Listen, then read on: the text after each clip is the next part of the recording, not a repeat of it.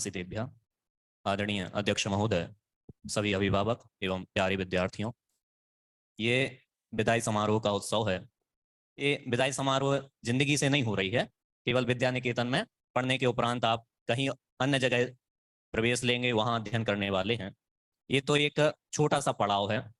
इस संस्था का उद्देश्य जो विद्या निकेतन है, खासकर बहुत ज्ञान भरना नहीं है, ठीक है ना, कि आपको इतने ग्रंथ पढ़ा दें, आप याद कर लो और सीख के चले जाओ। ये उद्देश्य नहीं है।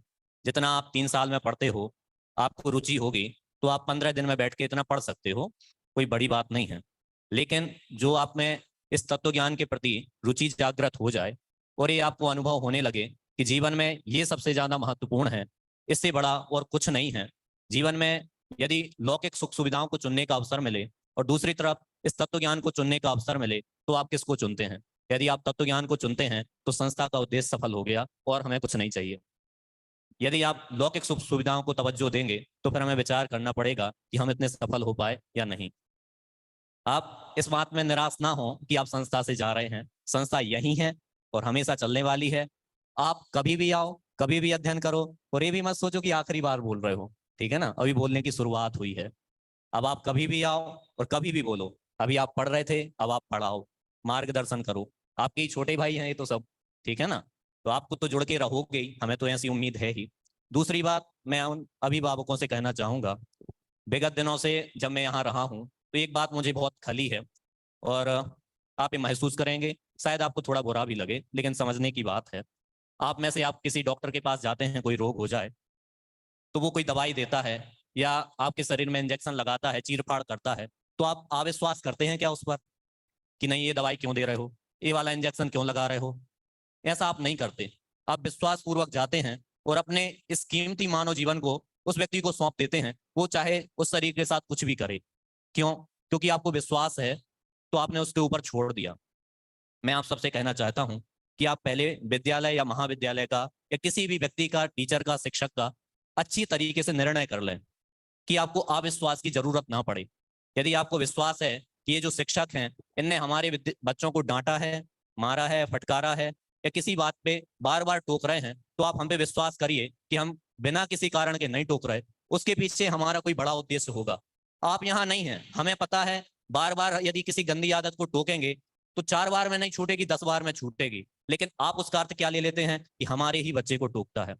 यदि आपके हृदय में अविश्वास है अपने शिक्षकों के प्रति, तो फिर आपको इस विद्यालय में प्रवेश दिलाने के पहले एक बार सोचना चाहिए।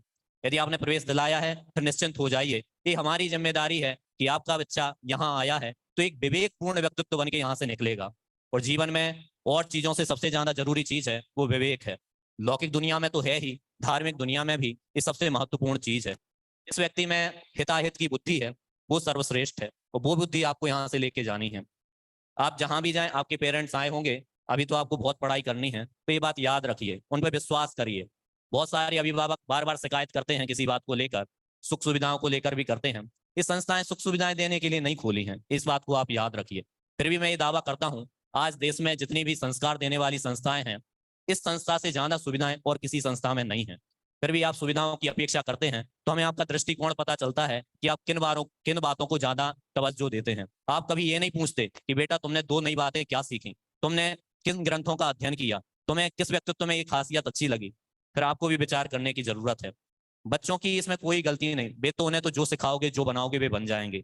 खाली स्लेट बोलते हैं ना, तो वे वैसे ही होते हैं। लेकिन अभिभावकों का आचरण देख के आप किस चीज को महत्व देते हैं, उनके परिणाम भी बदलते हैं। इसलिए सोचिएगा, शेष हम सदैव यहाँ हैं। और किसी भी साधर्मियों का सम्मान ऐसा होता है, वो चेहरे से नहीं होता, नाम से नहीं होता। आप धर्म को पढ़ने वाले हैं तो हम सब साधर्मी हैं, और कभी भी किसी भी समय कोई भी दिक्कत हो, हम यहाँ खड़े हैं, संस्था यहाँ खड़ी है। आप निश्चिंत होके कभी भी आ जाना, हम आपको मार्गदर्शन देने के लिए हैं। और निश्चित तौर पर जो आपने सीखा है, आगे आपको जरूरत नहीं पड़ेगी, आपको रास्ता साफ दिखाई देगा कि किस मार्ग को चुनना है, किसको छोड़ना है।